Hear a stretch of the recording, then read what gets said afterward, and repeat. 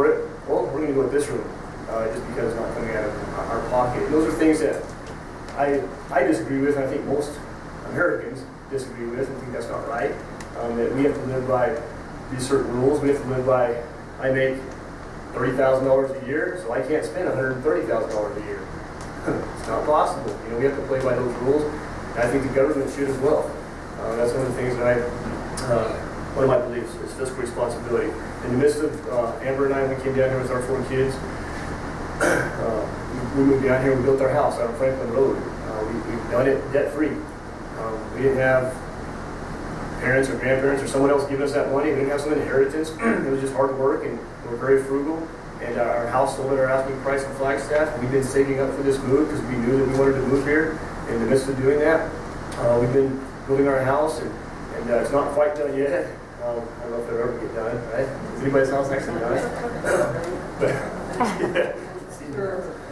So it's not quite done, but still, we're doing it without the debt. We don't want to go out and acquire a bunch of debt or get some loans and go ahead and try to finish up what I'd like to finish over here. Dad, I'd like to get it done, but why incur the debt to do so? We're not going to do that. We save up some, then we build a little bit more. Save up some, and do something else with it. Save up some, do something for the animals. I mean, it's just something that I believe, every citizen has to do, and I believe the government should have to do the same thing. It's just outrageous when we see this kind of stuff.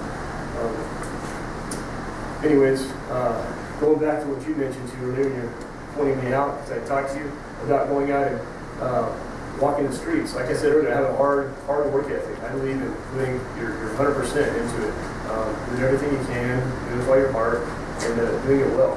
And so in the midst of running right now for the sheriff, I'm putting my effort into it. I had someone that didn't think I was, and I want to clarify this, is that I've been working with Vacation Bible School this week.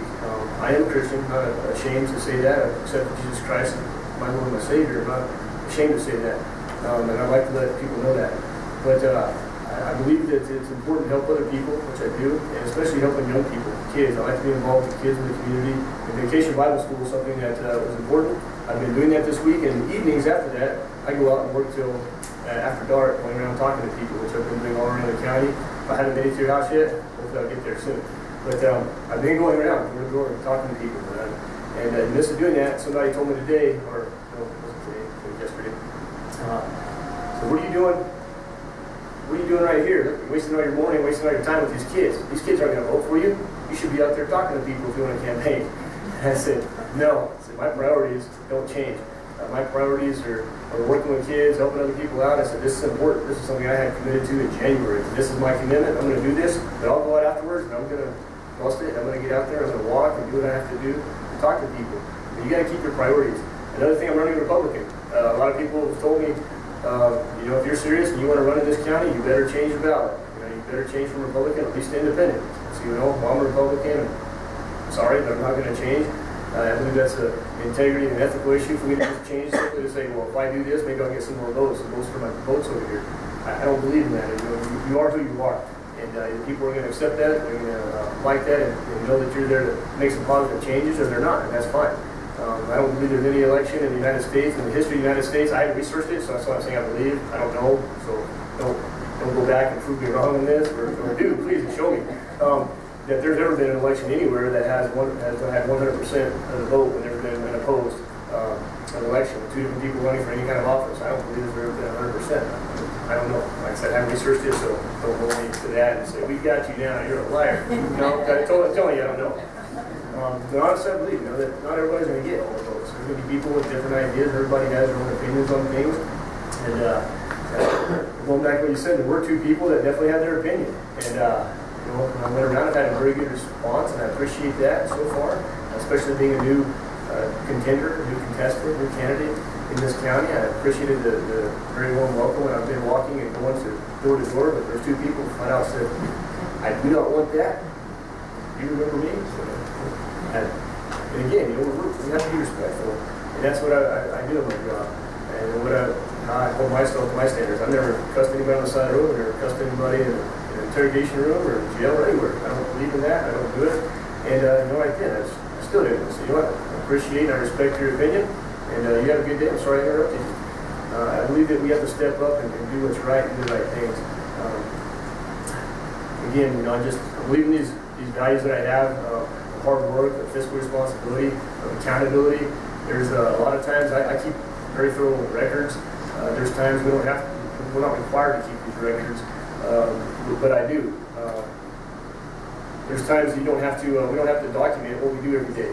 You don't have to say I did from my shift from 2 o'clock in the afternoon to 10 o'clock at night, or from 5 to 1, or from 8 in the morning to 4, whatever the shift is.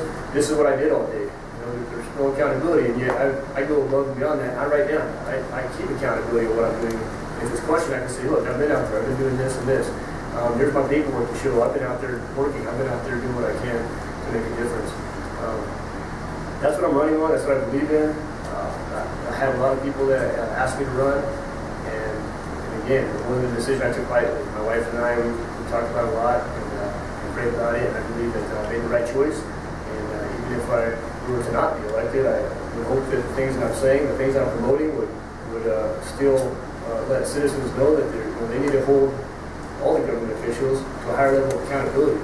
And I appreciate groups like this that are asking those tough questions, that are looking into things, and asking to make sure that government officials are being held accountable, because government officials are there by and for the people.